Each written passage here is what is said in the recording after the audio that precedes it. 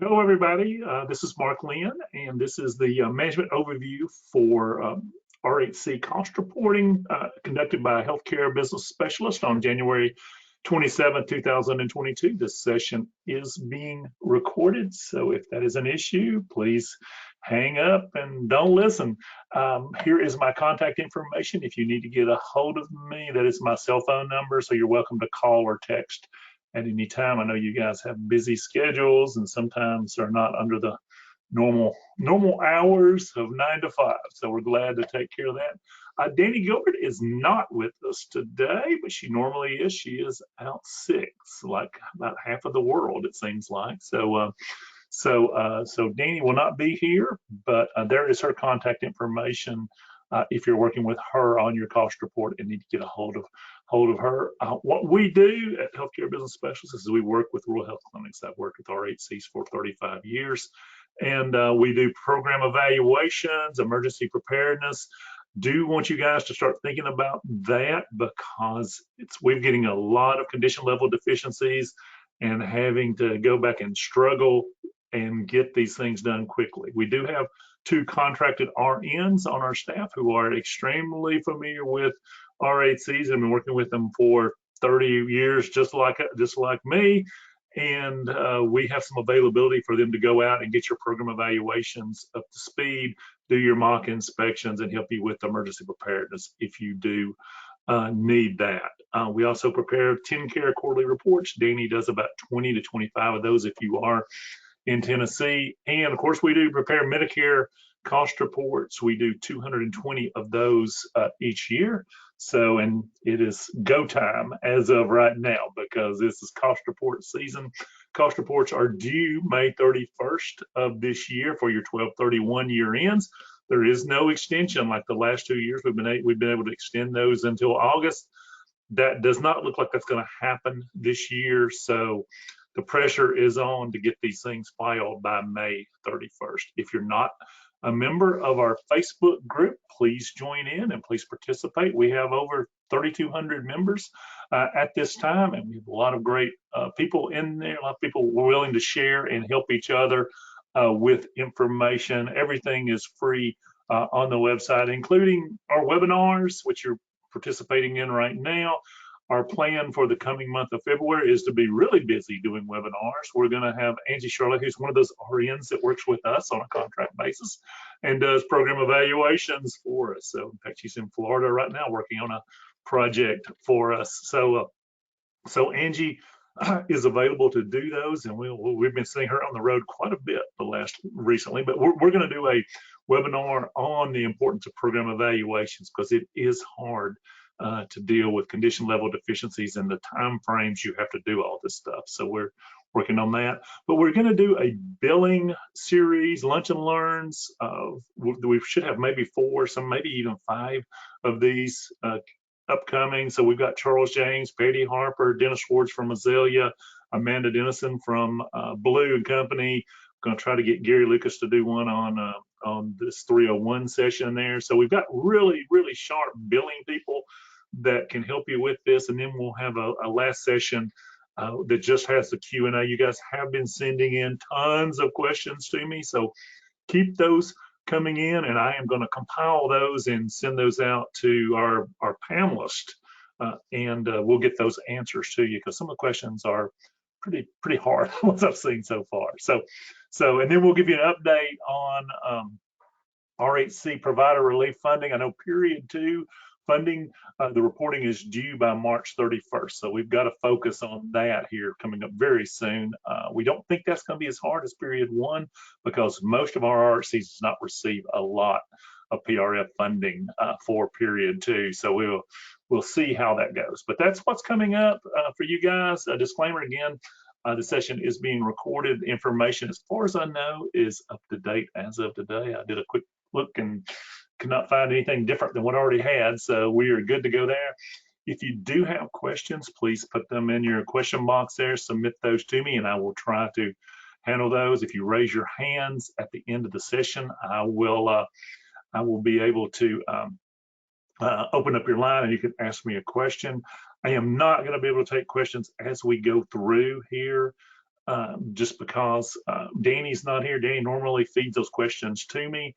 If you do have a problem and the handouts won't download, again, I put those in a couple places. I put that on the chat box, but there's absolutely nothing we can do about that except we put them in the right place and go to webinar, and sometimes they're very friendly and nice about it, and it will download for you, and other times it will not.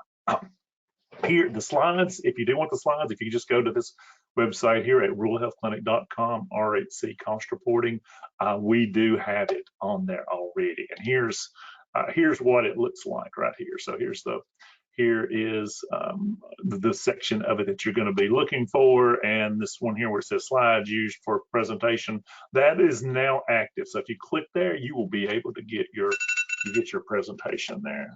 No idea why my phone went off, but what we're talking about today is the Medicare cost report. Why is it important? Because you ain't gonna get paid unless you fill out this cost report, and they're gonna ask for all your money back. This weekend when I was watching all those football games, I was preparing a Medicare cost report from 12/31/2020, and those people weren't getting paid their money, and actually Medicare asked for them to pay back every single penny that they had received during 2020 because that cost report wasn't filed. So let's not get into the habit that a lot of you folks got into in filing these cost reports late. I think those extensions of time really hurt us on doing these things timely. So we need to get out of that habit.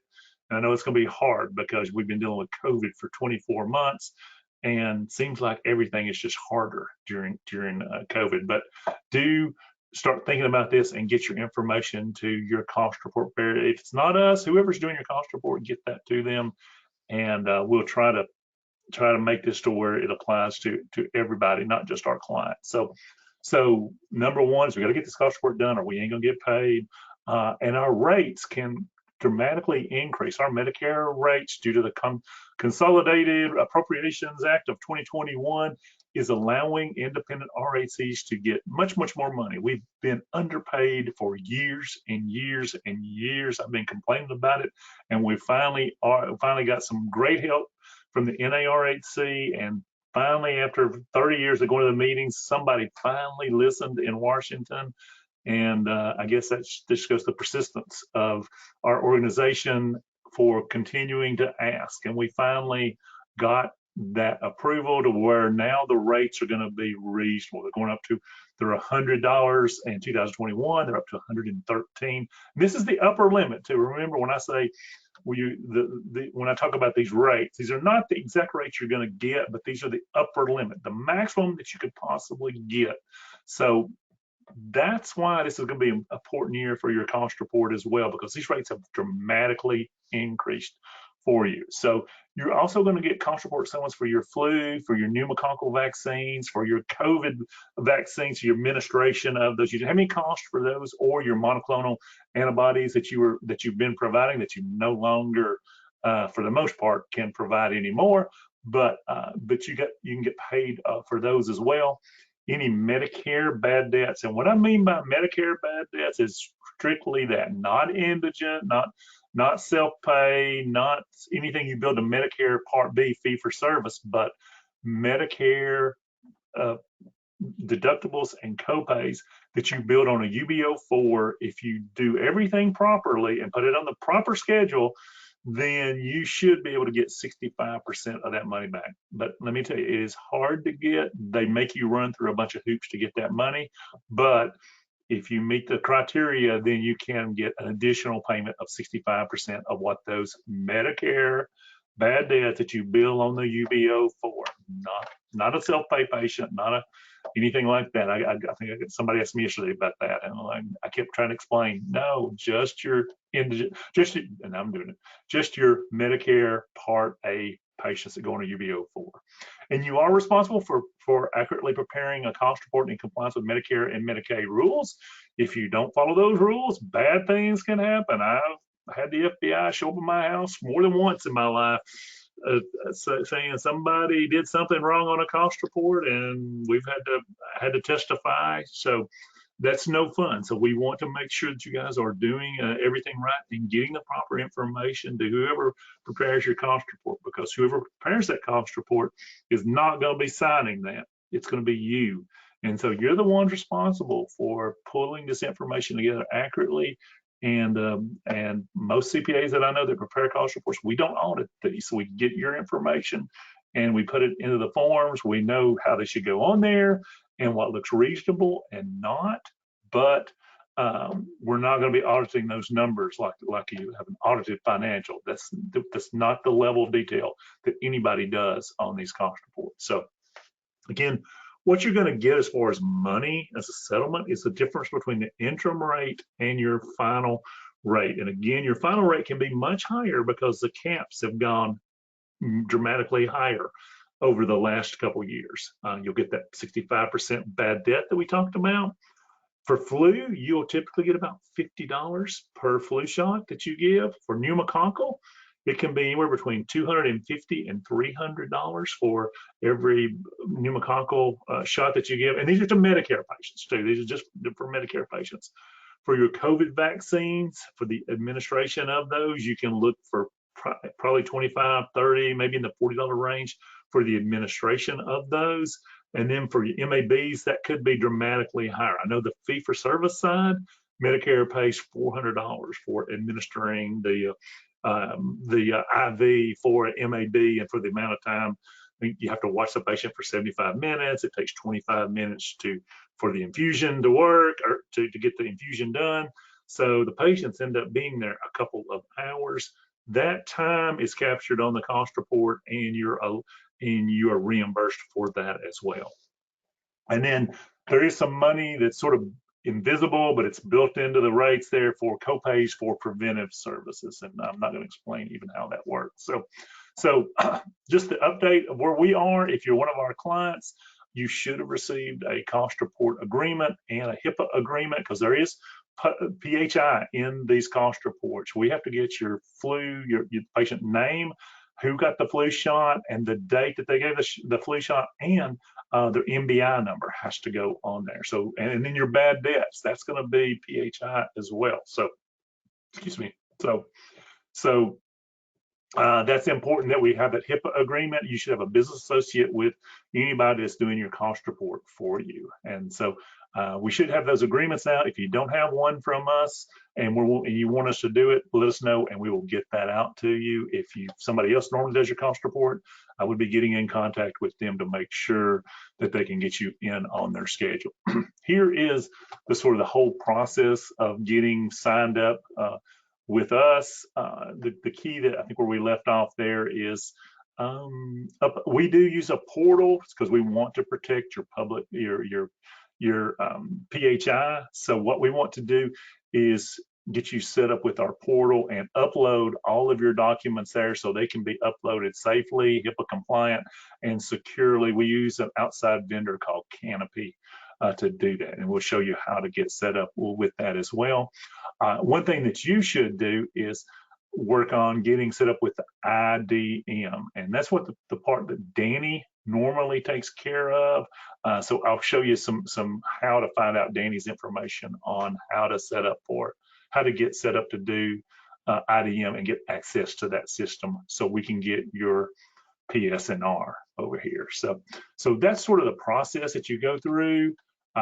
Once we get your cost report finished, we'll compare it to last year's and see how we did. This is a check. This is sort of check our work to make sure that it's reasonable and make sure that what you're getting paid is reasonable. A lot of times things will show up, like if it says that your pneumococcal reimbursement should be $1,500 per pneumococcal shot, I'm gonna know, oh no, I did something wrong. I messed up on one of the percentages. I need to go back and look at it. So this is a good way for us to make sure that we don't make mistakes. We're not perfect. We do 220 of these every year.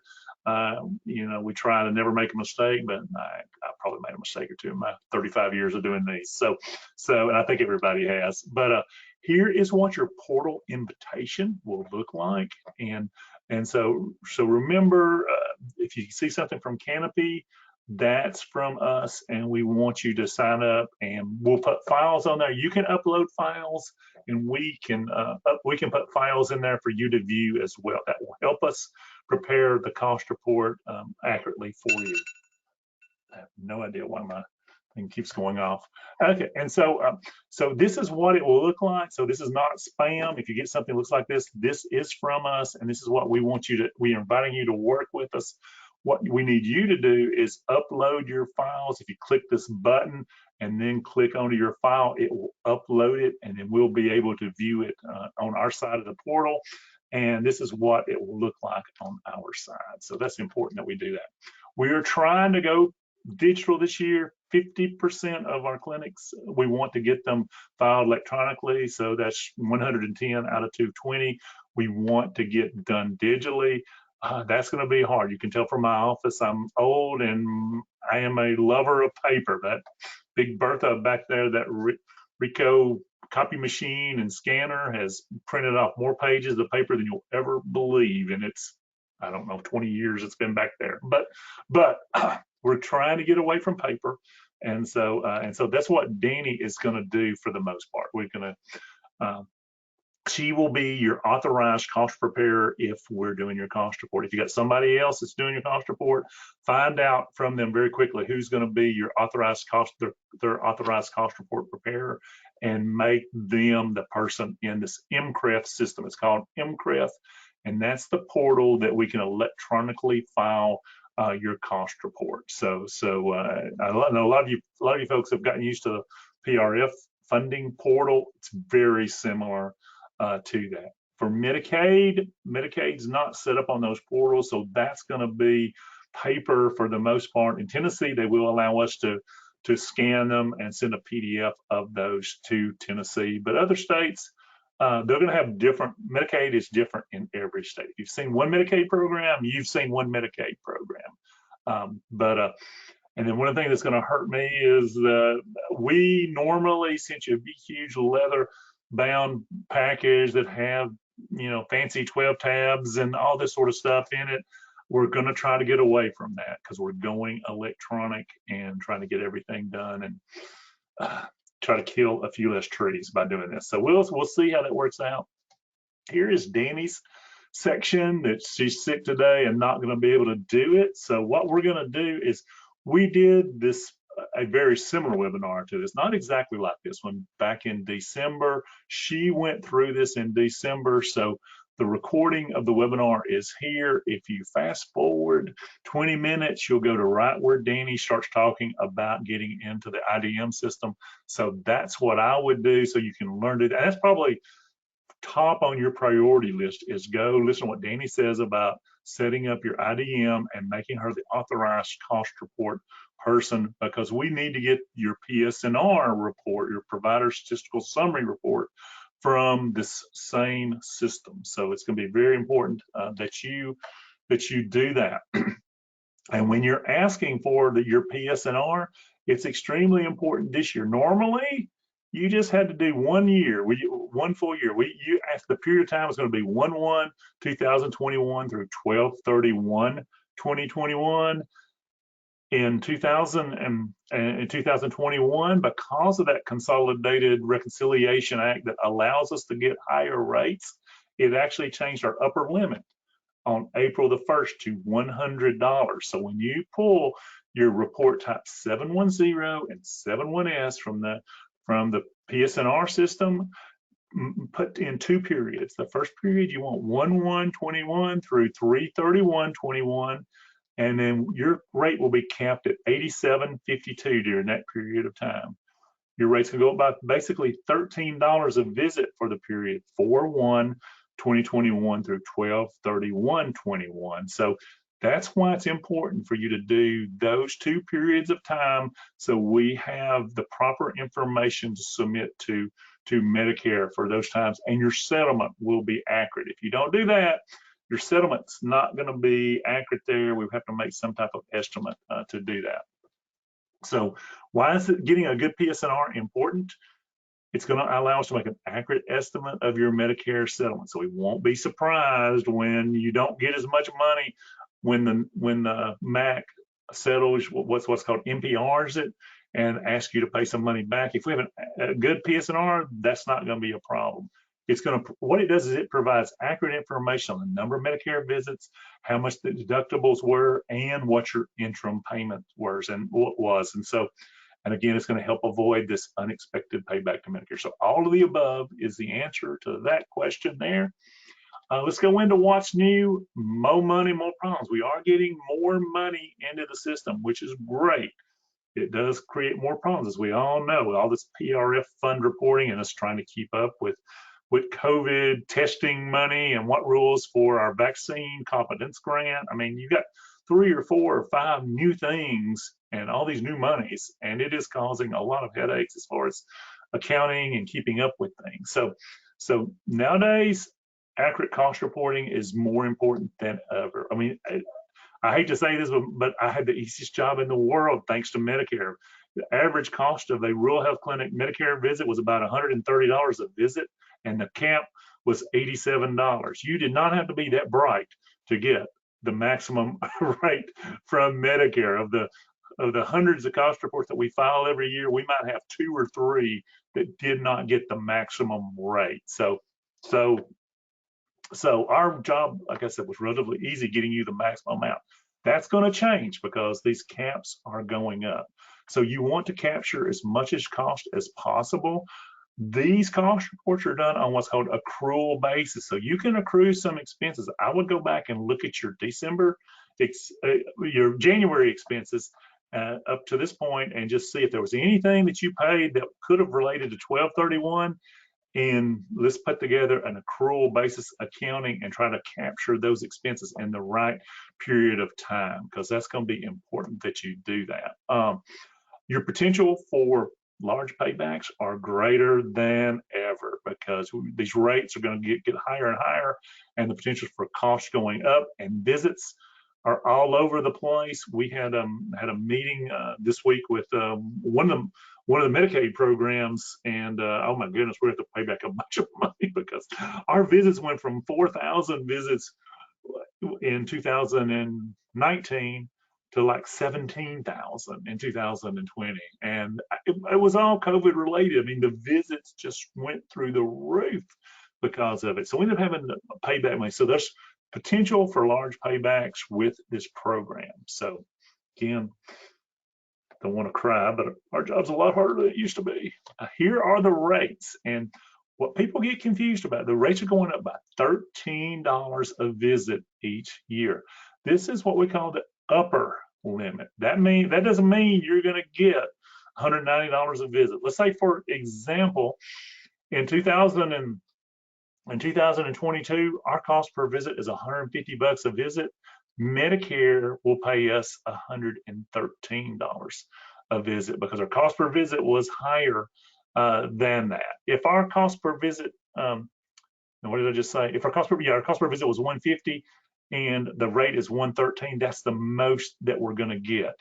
If our cost per visit, let's see, and I think that's the main point I wanted to make to you on that, is that if the cost per visit is higher, you're going to be limited to the $113. If your cost per visit is $80 a visit in 2022, you're going to get $80 a visit. So that's why it's important to us to capture as much cost as we possibly can.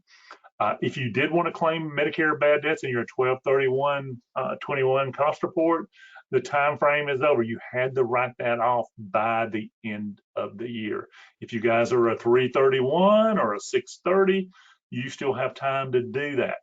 Don't worry, if you miss that deadline, go ahead and write those accounts off now, and we'll put that on your 12/31/22 cost report. There's no time limit on this Medicare bad debt. It's when you wrote off that bank account. When you decided that, sorry, Mark Lynn is not going to pay you, and you made all your collection efforts, then you can claim that bad debt on that particular year. Again, we're talking about accrual basis accounting. If you're going to make bonuses to an owner and they've had a really good year, and you want to accrue that expense and put it into our 12/31/21 cost report, accrue it as long as you liquidate it within 75 days of year end, which is March 16, 2022. Pay it, liquidate it, cash that check. Don't write a check and hold on to it. I've had some doctors want to do that. I'm like, no, that doesn't work. You could do that. That will add to your expense. Also, If you want to set up a retirement plan, we had a good year, we got all this money, we don't know what to do with all this money that we got, set up a retirement plan for your employees, have it go back to being effective in 2021 and cover that period of time. You can accrue that expense and then pay it within 1 year of the end of your fiscal year, and that's an allowable expense on the cost report. IDM, we talked about that. Go ahead. There's no hard and fast date. I just put this date in here, but the sooner you do this, the better off it is. And set up Danny Gilbert as your authorized cost report preparer, or whoever does your cost report, have them do that. We have the cost report submission. I have over in your handouts here. Like I said, we've got 5 handouts. One of them is your cost report checklist and work papers. That's 21 pages long, and I just have the checklist, which is only 3 pages long. So that's over there. If you can get that stuff to us by 3/31 or to your cost report preparer, do that, because we need a couple months to get all these cost reports processed for you, and so that will be great. And then if you are having a productivity standard problem, and some RHCs have been having that, the MACs, and a MAC is a Medicare Administrative Contractor. If you're in Tennessee, Alabama, Georgia, a lot of you guys will be using Palmetto. A lot of you people that have what's called out of jurisdiction MACs, they will have Palmetto as well. They took over all the Riverbend stuff from 2009. But if you are having productivity standard issues, let us know early, and we can submit a request for a waiver. And last year we submitted several of them and got them all approved. So it's not a hard process. We just need to do it early so that we get that. If you're brand new to the RHC program, you're going to have what's called a Medicaid base year, and you need to talk to whoever's preparing your cost report. You should try to get somebody who's familiar with your particular state on these Medicaid programs. Because if you've seen one Medicaid program, you've seen one Medicaid program, and they're different. And I know somebody this morning wants to do a cost report for Texas, and I sent them to David James, because David's done a lot of Texas cost reports, and Medicaid was asking for weird stuff. And I just like, David, you need to do this one. So make sure whoever's doing your cost report knows your state very well. That's my advice on that. If you're in Tennessee, Kentucky, Alabama, we tend to know those states' Medicaid programs like the back of our hands. So what is your cost report? It's called a Form 222-17 for independent RHCs. For hospitals, it's a 2552-10, and it will be the M series. And this program is geared towards independent RHCs, because those 220 cost reports we do are all independent RHCs. I think the last time I did a hospital cost report was in 1997. So good riddance. Those things are hard, let me just tell you. So get somebody who knows your hospital cost reports there. I know we use Whiffley a lot. We use Kraft Brothers a lot for people that have provider-based RHCs. So the good news is there's 3 different types of cost reports that you can do. If you're a pediatric office and have no Medicare utilization whatsoever, then we want you to file a no utilization cost report. It basically just says, we don't have any Medicare, we don't want any money from you, and here's our number, please check us off your list, and be done with it. And they're very simple. The fees are very low from our standpoint, but that's going to be very easy. So you guys that are pediatric offices, you can hang up now and rest easy. There's not a whole lot to know. If you have very low Medicare utilization, or maybe you're brand new RHC that didn't have a whole lot of visits, maybe you got surveyed in October or November and your billing really wasn't going, you will receive less than $50,000 of money from Medicare. And that's the number that they're using. It's not charges, but it's actual payments from Medicare. If your payments from Medicare are less than $50,000, you qualify for a low utilization cost report. If you get $50,000 or more, you're required to do a full utilization cost report. Now, the good thing about this full utilization cost report is you're going to get a settlement from Medicare. You're going to get money for your flu and pneumococcal, for your COVID vaccines, For your MABs, you're going to get money for your Medicare bad debt. So that's good. You want to get that money. If you file a low utilization, you're just telling Medicare, we're so thankful that you gave us what you did, we're good. And so, and that's not the best decision a lot of times to do that. But if you did a lot of play in pneumococcal, that would probably be a bad decision. You'd want to go ahead and do that so you could get that additional money. Also, the big difference here is with this consolidated, what did they call the thing? Consolidated, I read that because I couldn't remember.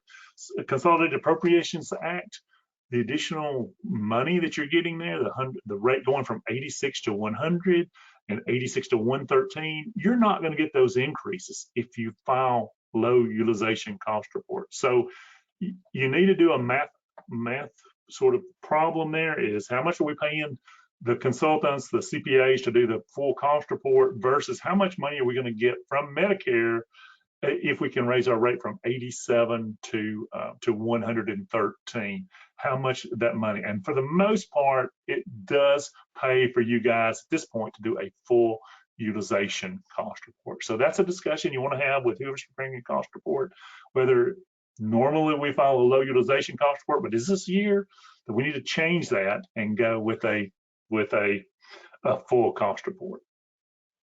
Here's the rules on no utilization cost reports. Tennessee had been requiring us to file full cost reports for our pediatric offices.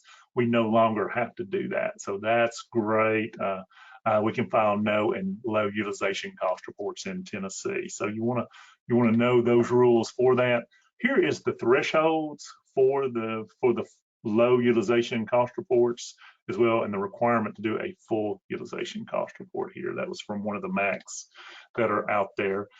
For the low utilization cost report, you are going to have to give them a little bit of information, basically a balance sheet and an income statement, and the authorized signer has to sign that we're good. Well, thank you for the money, but we're good. We're not going to ask you for any more money, and basically submit that with the cost report worksheet S on there, and you're good to go. So, and I apologize for talking so fast, but I've got probably 2 hours of material I'm going to try to get done in an hour. And so, again, here's what you're giving up. You know, your flu, your pneumococcal, COVID, MABs, copays, on preventive services, which shouldn't be a lot, preventive bad debts, and then differences in your interim rates. That one will be the big question there. So the differences in interim rates, okay? Here's gathering the information for your cost report, and here is the 3-page checklist that we've got for you. Here's what we're looking for. Number one, this is truly a cost report. Medicare don't care a lick about what your revenues are, how much money you collected. Excuse me, that does not matter to Medicare. What matters is how you spent your money. So this is truly a cost report. And what we need is a trial balance. If you've got financial statements from an accountant, or if you even your QuickBooks stuff that you have, we need that. Or if your federal tax return, give any one of those 3 will work. If you can give us all 3, that's that much better. But try to get that information to us so we can see what your expenses are. And what we will do is we'll put that in a file. We'll put it into the cost report format, and then use that to compute what your cost per visit is. The second piece of our cost per visit is your visits. We need something that tells us what your visits are, and the best way is to send us a CPT frequency report by provider. Don't break it out by Medicare, Medicaid, self-pay. Some people will send us a CPT frequency report breaking it down by payer. I don't want it by payer. That's going to double count a lot of things. So just send us a CPT frequency report by provider. That is the best way to do this. Some people will do a manual visit count and send it to us. That's fine. We've put together a cheat sheet for you to count those. That makes it easier on us, but I always worry when people are counting those visits. I don't know if they probably can't count them as good as we can, because it's more of an art than a science. And so we've been doing it. I've been doing it for 35 years. Danny's been doing it for 10 years now. So you know, that's one thing that we definitely recommend doing this.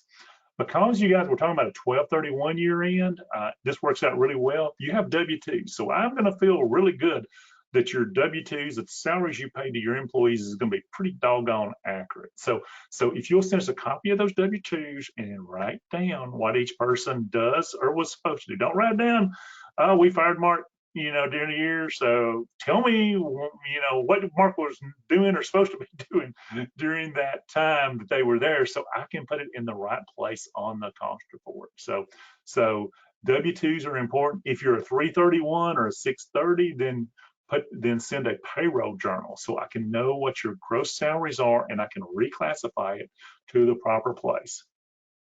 A log. If you got influenza and pneumococcal, we need a Medicare log showing the patient name, their MBI number, and the date of service.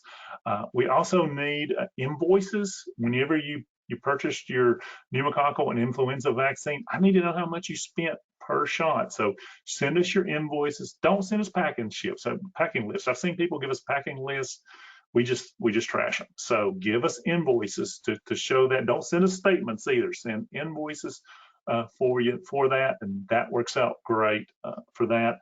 Also, we need to know your non-Medicare patients as well, because the computation computes your total vaccine cost divided by your total vaccines, and then it sets off a percentage for your Medicare patients as well, and that's what you get paid. Again, your PSNR report, extremely important that we get this. If you completely fail on this one and don't get set up in IDM and lose access to it, we can get those for you. It's just, we don't want to be bothering. We got, spies on the inside at all the MACs that are very kind to us and will get us your PSNR. But if you don't get it, let us know and we'll get that for you. But let's try it first.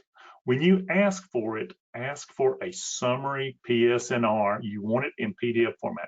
Don't ask for a detail. That sounds great. Oh, let's get a detailed PSNR. They're going to send that to you in about 6 weeks on a CD-ROM, and it's going to have all your payment data in it by claim by claim. Nobody wants that unless you got a really big problem. And then, of course, your Medicare bad debts. If you want to try that, you've got to put that on an Excel spreadsheet that we can provide for you, and it's a lot of detail-oriented stuff there that you can get your Medicare bad debt money. Related party. What we want you to do is identify if you rent the building from your spouse and they charge $1 million rent for an old shack, we need to know that, because we're going to disallow that $1 million. It's going to be non-allowable expense. Any related party transaction, if you're doing business with companies that your spouse or your immediate family own, we need to know that. If you're employing your spouse or your sons or your daughters, let us know. Those are related party transactions. We have to report that to the government in worksheet A-8-1 for that. If you're doing non-RHC hours, you need to let us know that. We need to exclude that cost from there. And then if Palmetto is your MAC, they're telling us now, if you're doing non-RHC hours, you have to have a separate NPI number for that. That's why they're denying all your claims from your non-RHC hours. It's because of that. So go out and get your NPI number, but let us know. For laboratory, the weird thing about laboratory is there's 6 required lab tests to be a rural health clinic. Those 6 lab tests aren't covered under the RHC benefits. So we need to figure out how much time and how much money it costs you to do those 6 lab tests, plus whatever lab you do. Lab, you can bill that and get paid fee for service for that. If you're an independent RHC, you bill it on a 1500 form. So, but that expense is non-allowable on the cost report. We have to exclude that. So we need to have a little bit of time on that. FTE calculation, what we want you to do is for your providers, for your physician, nurse practitioners, and PAs, or your certified nurse midwives, is keep up with their time, and especially the time seeing patients and documenting in the charts what they're doing to that patient. That we need that time so we can do a good FTE calculation because of what's called productivity screen. So that's going to be important. depreciation schedule, send us a depreciation schedule. We'll convert it to straight line, and we'll get that cost on the cost report. Number 12, we need any type of correspondence from Medicare, just so we have the proper names, the proper CCN numbers. Also, what's very important is if they send you a letter and they send money to you, or they take money away from you as an interim settlement or a tentative settlement, we need to know that. We can't accurately complete this cost report without knowing what those tentative settlements are, especially during the cost report year that we're filing the cost report for. 13, this is something they added in the 2017 version of the software. They just want to know what your number of Medicare, your CHIP visits, which I have no idea how to get that number. The CHIP visits, people have asked me that, and I've asked people, and nobody knows how to get that. But that's something to do with children. I know what it is, but I just don't know how to find those number of visits. So children's, I don't know what HIP means, but children's health, I got that health right. So Medicare, that one's easy. The PSNR report is going to tell us exactly the number of Medicare visits you have, so we're good to go there. Medicaid, if you can give us a good idea what your Medicaid visits are, and then we can plug the difference here on other. That's going to be just the difference between Medicare and Medicaid and your total visits that we count for you. Another thing that they've asked for, number 14 here, is malpractice costs. This is a for information only type of thing, but they want to know what type of Medicare program is it? Is it a malpractice program? Is it claims made or occurrence? And what your premiums were, if you had any paid losses or self-insurance costs. So we need to know that. It's a requirement. On this one here, again, we're reminding you about the settlements here because that's important. Who's going to sign the cost report? That's going to be very important, especially since we're doing it electronically.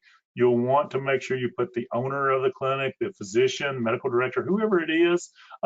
Sometimes it's the office manager, practice administrator, and give me their email because we have to put that in the software to make it work.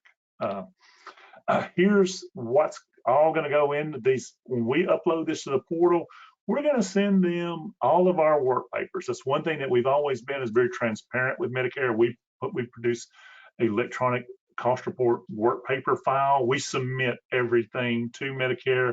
We put it in as a PDF. We actually scan everything, put it in as a PDF, and submit it to Medicare. We've always done that through USB drives or CD-ROMs back in the day, but we'll just continue doing that, except for we'll be doing it through a portal for them. But that's what we do. How your cost per visit is computed is we take your total RHC cost. So here's your total expenses up here, and here's your total visits here. And what happens is, everybody wants to count. Oh, we want to count more and more visits. And so let's count this, and this, and get this visit number up. What happens to your cost per visit when your visits go way up? Your cost per visit goes down. So we don't necessarily want you to count as many visits as you possibly can. We want you to count them accurately, so your cost per visit will be accurate from that. So, and then here's the types of costs. It has to be allowable cost.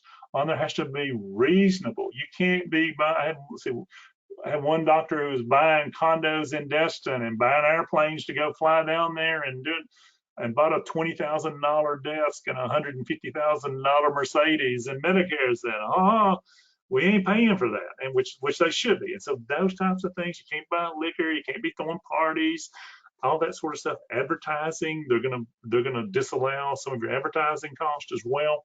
So, but here's what your allowable costs are. We use the HIM 15 manual to determine what's reasonable and allowable or not. So we've already told you what we want as far as your numerator of your expenses. Here's what we're going to use for that. If you're provider-based, you probably have some type of internal financial reports that can be put into the M series of the provider-based cost report. So you want to talk to your controller, your CFO about that, what information they need to prepare that cost report and give to the cost report preparer.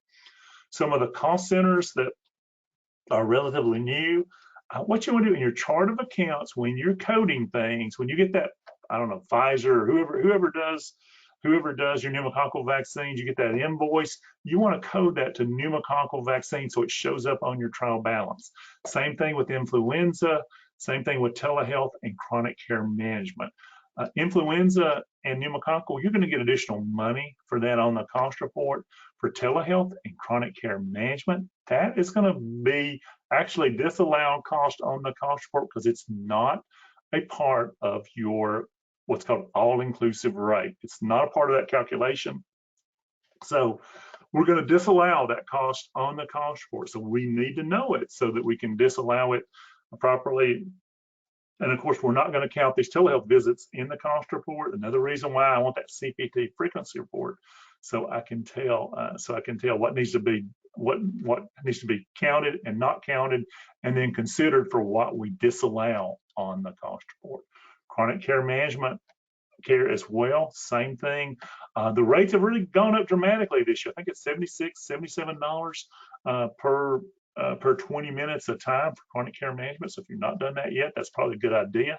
But that cost is not a part of your all-inclusive rate. So here is the rules change from 2000, the old version, the 92 version. We have a conversion sheet here. So if you guys are if you are preparing your own cost report, I mean, more power to you.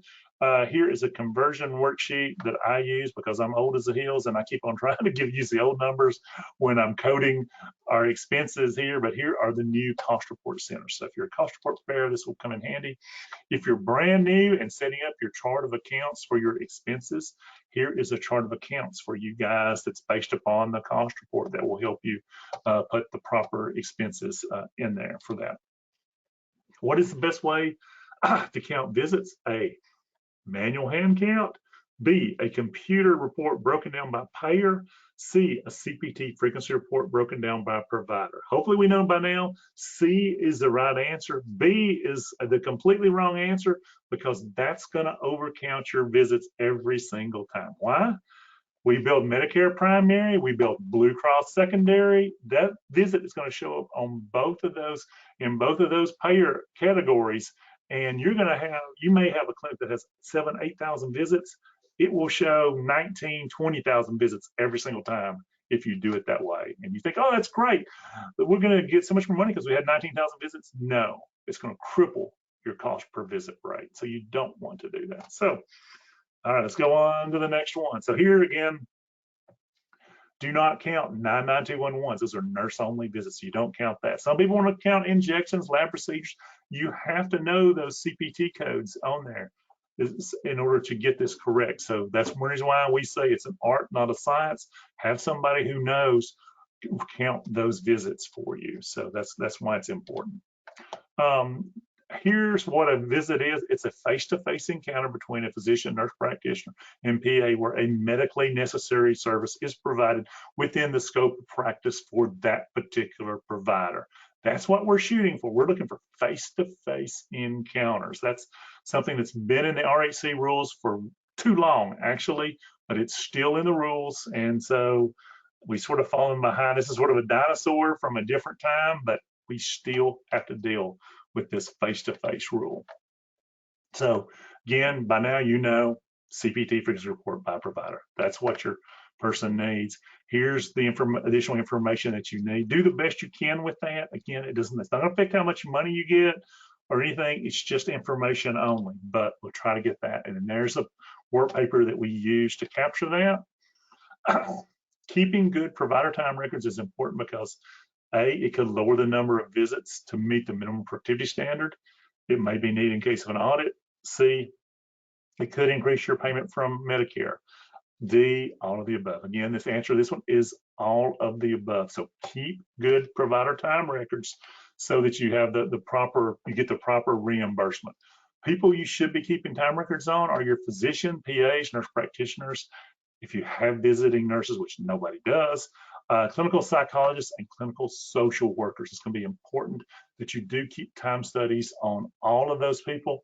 A time study should be, the Medicare rule says you should do 1 week per month doing a good time study on everybody. That's, I think I may have seen one proper time study in doing this 35 years here, but maybe every quarter. I think the minimum should be every quarter, at least do a time study on your providers and see what they're doing. Shoot for the gold standard, which is every month if you can. But again, I don't really see a whole lot of it. For a physician, the minimum productivity standard is 4,200 visits. That's not that much. It's about 17 visits a day if on a normal 250 work day year. About monthly, about 350 visits per year or per month. For nurse practitioners and PAs, it's 2,100 for a 40-hour week. Remember, if they're not working 40 hours a week, this is one of these time studies are important, is they're not a 1 FTE, if they only work 4 days a week, they're a 0.8 FTE. And so now our productivity center is 0.8 times 4,200. So keep that in mind. In our case here, nurse practitioners has to see about 8.5, 9 visits a day to meet minimum productivity. Not that hard to do. If you're not meeting 8 or 9 visits a day, you're not going to be able to pay the bills anyway. And so monthly productivity about 175 per month. What's important about this is if you don't meet the minimum productivity standard, we can ask for a waiver for that during COVID. So let us know if you're not meeting these standards, because it will hurt your cost per visit if you're not meeting these. Because the way this productivity standard works is our cost per visit is here, and our actual visits are way down here because we really weren't that busy, or whatever reason it was, they weren't that busy. And what Medicare says is, oh, that's terrible, that's way too low, we're going to move it to here, the minimum productivity. And what happens to your cost per visit when we do that? It goes down. So that can really impact how much money you're paid for that. So you want to make sure you're doing that. And then here's keeping up with your time. This first stuff we're really interested in: time spent in the clinic, time with SNF patients, time with swing bed patients, time charting. All of that is going to be a part of this FTE calculation. Things you should not include in there are hospital. Anytime you're in the hospital, that's not a part of the RHC. If you're doing administration, you're paying payroll, you're listening to this stupid webinar, committee time, and if you're doing telehealth and telemedicine, this is a big one here. Do not include this in your RHC FTE because you're not doing those services. We can actually reduce your time by telehealth and telemedicine time because it's not a part of that all-inclusive rate. So keep that in mind. Here's a time study. I think this is one that David James did, or maybe been Julie Quinn, but here's some time studies for your FTEs. How are we doing on time here?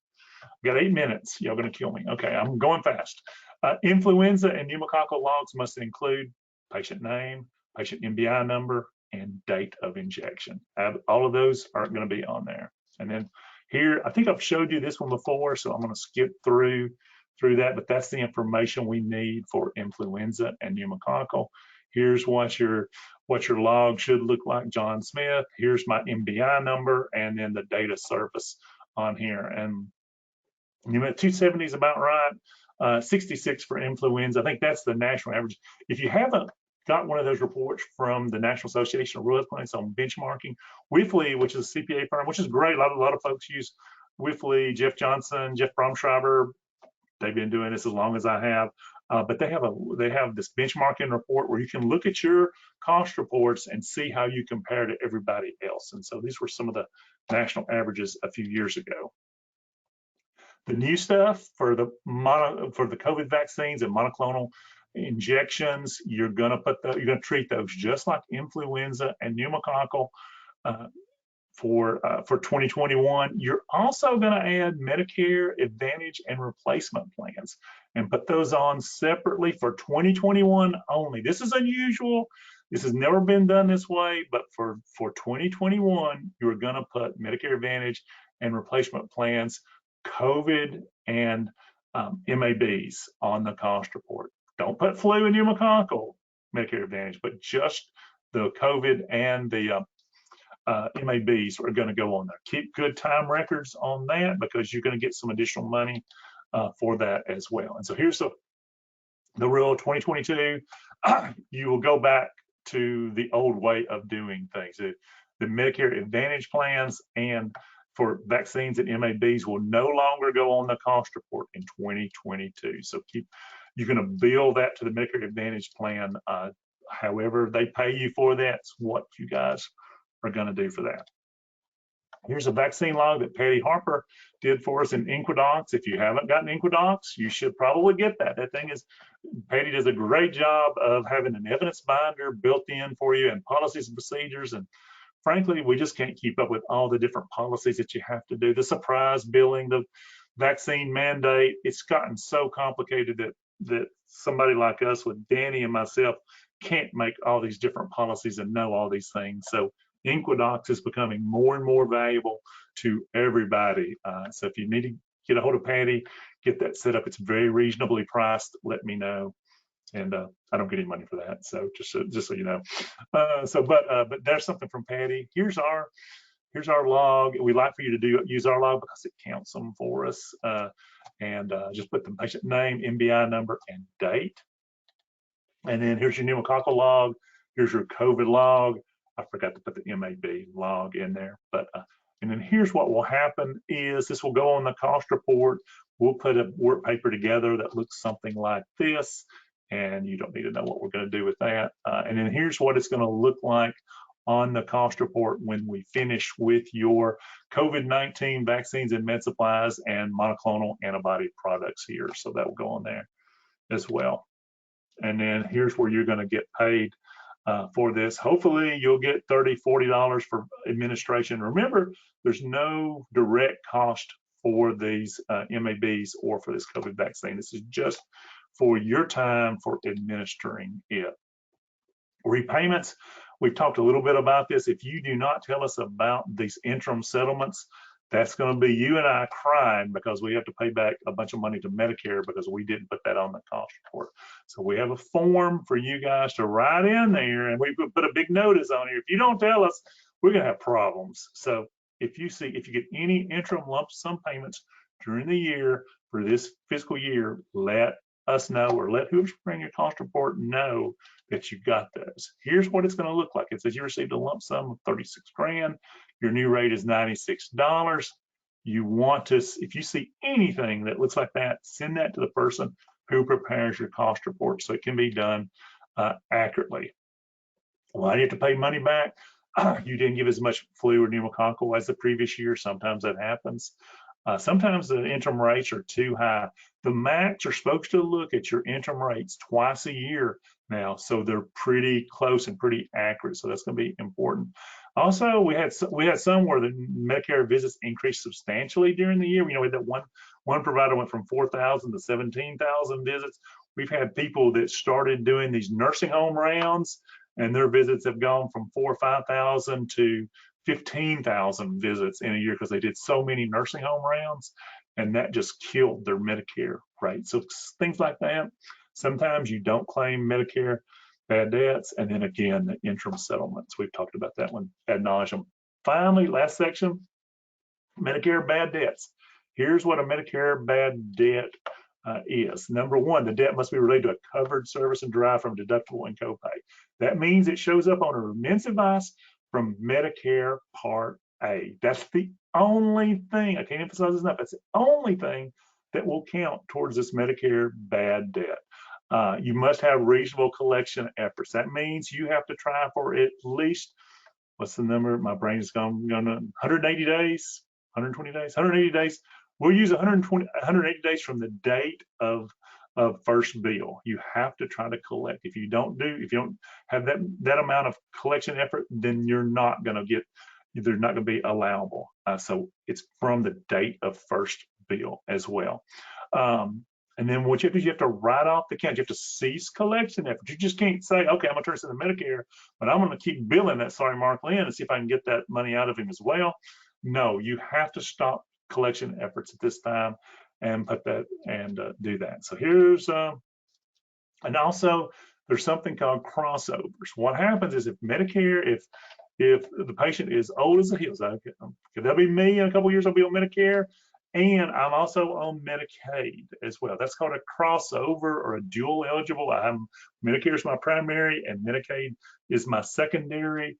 And when the claim crosses over to Medicaid, and Medicaid is supposed to pay that $20 copay, and they may pay us $2 or $3 for it, that's not a write-off. You don't write off that $18 difference. You can put that on your cost report as a Medicare bad debt, and you'll be able to get 65% of $18 in that situation. So you'll want to look at that very closely. If Medicaid is not paying you properly on your dual eligibles or your crossovers, that is one way to recoup at least some of that money. So keep that in mind. So here's some of the rules. It's much better to collect 120 days from date of first, but I said 180. So 120, I knew my brain was messing up there.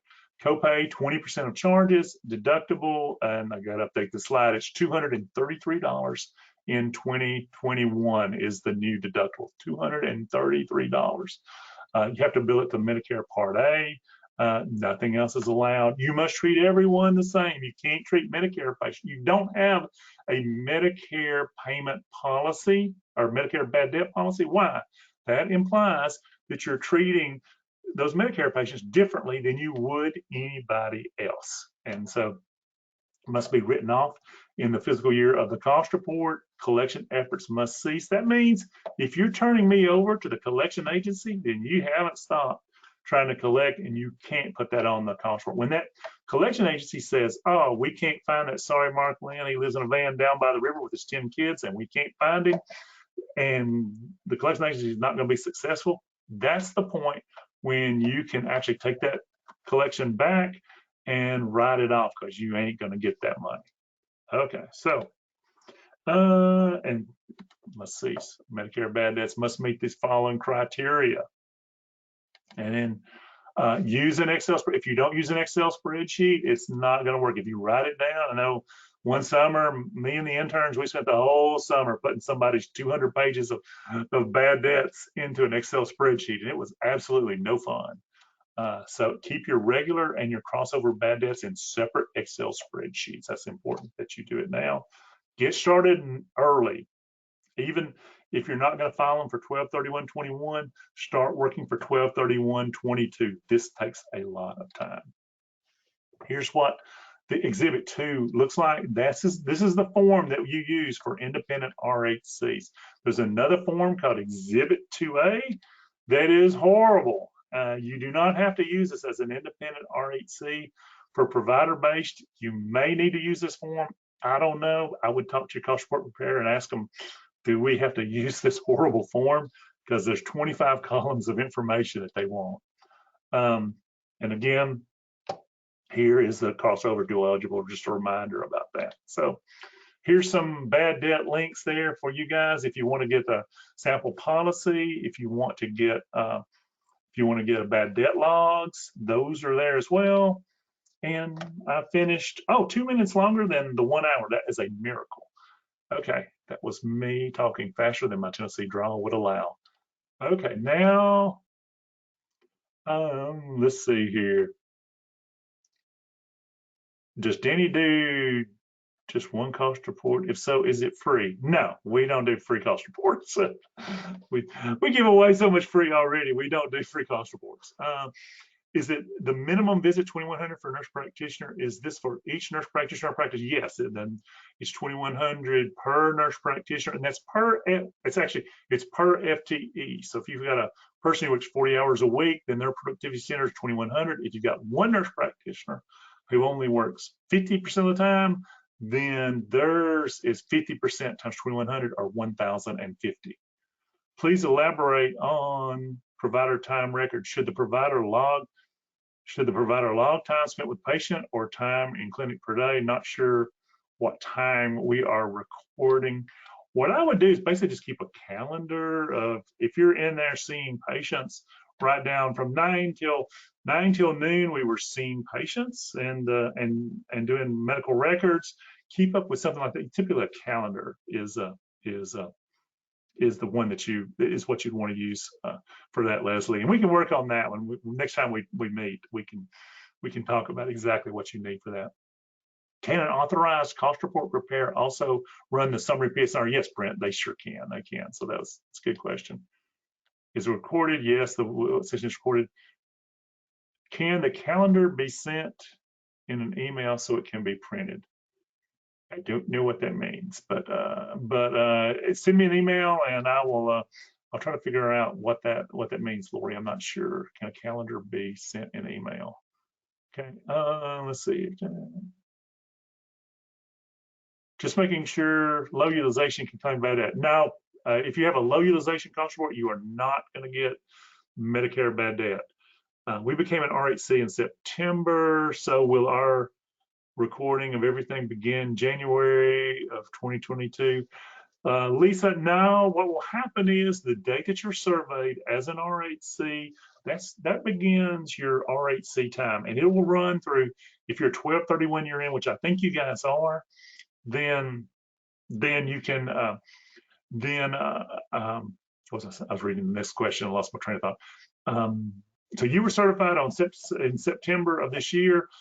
Your cost report period will be, say, September 3rd through 12/31 of this year. You will typically file what's called a low utilization cost report for that period of time because you'll have less than $50,000 of payments. And then your base year, especially you're in Kentucky, so you'll have a base year cost report that will start January 1 of this year. So we'll talk about that, Lisa, whenever you want to. The calendar of webinars, those Lori, you will see those webinars. They're not tentative, so I don't want to hand that out yet, but whenever we get it finalized, you will hear more than enough about those webinars, believe me. How much do you charge to prepare the cost report? It really depends on the size of the clinic and how many providers they have. It's not a one size fits all, because if you've got 10 providers, it's a lot harder to do than if you have one. So Tiffany, if you want us to give you a quote, let us know, and we will definitely let you know how much it costs. Do provider-based RHCs also need to split the PSNR for period 331 through 4/1/21? Brent, I would ask your cost report person, because on provider-based, there's all sorts of different rules. Some of them are grandfathered. There's a weird way where they calculate rates if you were grandfathered and what those rates are. And then if you have a new RHC, if you're brand new to the RHC program, then you would definitely have to break out that period of time, because you are subject to these cost caps if you're brand new. If you're grandfathered, I think it was 12/31/2020 and before, they're going to have a weird cap on it that will be different. So I would just ask your cost report prepared to give you the right information on that. Okay, I think that's all the questions. No, y'all just ran. Okay. Do we go through the portal, your portal, if we are low utilization, or complete your forms? Yes, go to in our portal, and Pamela send that stuff to us, and then we'll get that low utilization cost report prepared for you. And usually Danny does those very quickly for you guys. Okay, Brenda, there is a COVID-19 vaccine log and a Medicare COVID-19 log. So all other COVID vaccines go on one log, and then the Medicare vaccines go on the other. Yes, you definitely want to keep Medicare vaccines on one log, keep them separate from your other logs. Best practices is to keep logs on everybody. So you have an insurance log, you have a Medicare log, you have a Medicaid log, so you have 3 logs. So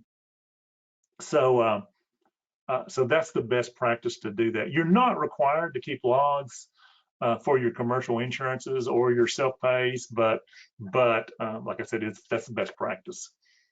Okay, okay, very good. All right, and I think that's everything. I'll take a quick look here. If you've got your hand up, we can try open up your line. It's usually like bad radio when I do this because nothing ever works. Okay, Meg, I see your hand up has been Meg, let me see here. Okay, you're self-muted, Meg. Do you have a question? Or is she back seeing patients? Probably back seeing patients. Oh, no, yep, okay. Yeah, you're self-muted, Meg, if you did want to say something. If you open your hand, you can ask a question out loud. And this is when I need Danny for stuff like this. Okay, Thank you, everybody, for hanging around. I apologize for talking so fast, but we had a lot of material, and I tried to get it done very quickly. And thank y'all. Thank you for what you do. Stay safe. I know everybody is getting sick. Everybody I think I've talked to has gotten sick. So y'all be careful, be safe, and we will talk to you guys later. Thank you.